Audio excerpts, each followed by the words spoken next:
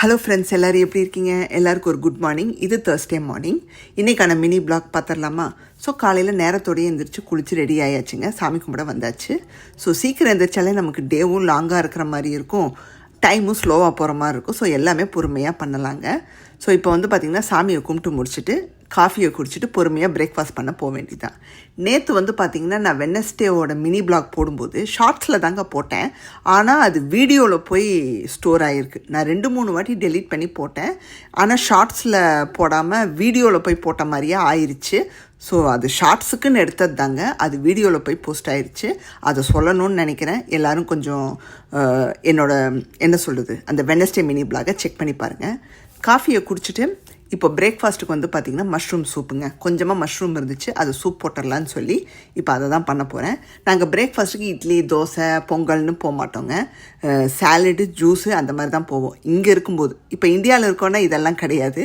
அங்கே என்னவோ அதுக்கேற்ற மாதிரி நாங்கள் ஃபாலோ பண்ணிப்போம். ஃப்ரூட்டுக்கு பார்த்திங்கன்னா 2 கொய்யால 1 முடிஞ்சு இன்னொன்று இருந்துச்சு. சரி, அதை வெட்டி மிளகாத்தூள் போட்டு டாஸ் பண்ணி எடுத்துப்போம்.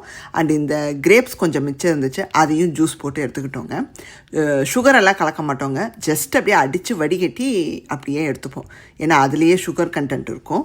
அப்புறம் சூப்பு ரெடி ஆயிடுச்சு. என் வீட்டுக்காருக்கு கொடுத்துட்டு எனக்கும் எடுத்து வச்சிட்டேன். எனக்கு பார்த்திங்கன்னா மேற்கொண்டு சமைச்சது கொஞ்சம் ஃப்ரிட்ஜில் இருந்துச்சு. அதை நான் என்ன பண்ணியிருக்கேன்னா கொஞ்சம் சூடு பண்ணி எடுத்துக்கிட்டேன். ஒரு 3 டேஸ்க்கு வச்சு சாப்பிட்லாங்க, ஒன்றும் கெட்டு போகாது இந்த ஊர்லெலாம் ஃப்ரிட்ஜில் வச்சு சாப்பிட்டோம்னா. ஸோ நானும் சூடு பண்ணி எடுத்துக்கிட்டேன்.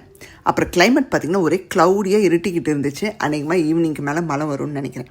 லஞ்சுக்கு பார்த்திங்கன்னா மாவு கொஞ்சம் மிச்சம் இருந்துச்சு, இட்லி தோசை மாவு. அதில் கடுகு, உளுத்தம்பருப்பு, வெங்காயத்தெல்லாம் வதக்கி போட்டு மிக்ஸ் பண்ணி வச்சுட்டேன். இதை ஆப்பம் மாதிரி சுட்டு எடுத்திங்கன்னா சூப்பராக இருக்குங்க. கூட சட்னி, தேங்காய் சட்னியும் கார சட்னியுங்க.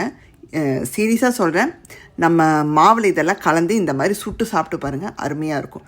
மழை வர தொடங்கிருச்சுங்க. சாப்பிட்டு முடிச்சு திரும்பி பார்த்தா மழை வந்துருச்சு. ரொம்ப ஹெவியாக இல்லை, லைட்டாக தான் வந்திருக்கு. ஒன்றும் பிரச்சனை இல்லை. நாங்கள் வீட்டு பக்கம்தான் போக போகிறோம். இப்போது காஸ்கோவுக்கு தாங்க வந்திருக்கோம். காஸ்கோவில் ஃப்ரூட்ஸ் எல்லாம் சூப்பராக இருக்கும். இந்த வாட்டி என்ன ஃப்ரூட் வாங்கலான்னு யோசிக்கும் போது நான் ஸ்ட்ராபெரி வாங்கினேங்க. ஏன்னா போன வாட்டி ஆப்பிள் வாங்கினேன். மற்றபடி ப்ளூபெரி நிறையா ஃப்ரூட்ஸ் இருந்துச்சு. நாங்கள் அதெல்லாம் வாங்கலை, சும்மா பார்த்துட்டு மட்டும் வந்துட்டோம். அப்புறம் இந்த மஃபின் எல்லாம் அழகழகாக வச்சுருந்தாங்க. இதில் சுகர் கண்டென்ட்டு நிறையா இருக்குங்க இந்த மஃபின்லலாம், அதனால் பார்த்துட்டு வச்சுட்டோம். நாங்கள் எக்கு டிஃபால்ட்டாக காஸ்கோவில் தான் வாங்குவோம். ஏன்னா $6 உங்களுக்கு 25க்கு மேலேயே முட்டை இருக்கும். அந்த ரேட்டுக்கு கிடைக்கும், வேறு எங்கேயுமே கிடைக்காது. அதனால் நாங்கள் அங்கே தான் வாங்குவோம். தோசை மாவும் வச்சுருந்தாங்க இந்த காஸ்கோவில். ஆச்சரியமாக இருந்துச்சு, அதை பார்த்துட்டு இருந்தோம். அப்புறம் வால்மார்ட்டுக்கு வந்திருக்கோம். இங்கே பார்த்திங்கன்னா ஸ்பினிச்சு, தக்காளி, மஷ்ரூமு, பட்டர் எல்லாம் இங்கே தான் நான் வாங்குவேன். ஸோ நமக்கு கம்மி குவான்டிட்டியில் கிடைக்கும், நல்லாவும் இருக்கும். எனக்கு ஒரு காஃபியும் என் வீட்டுக்காரர் வாங்கி வச்சுருந்தாரு. அப்புறம் டின்னருக்கு சாண்ட்விச்சும் சாலடும்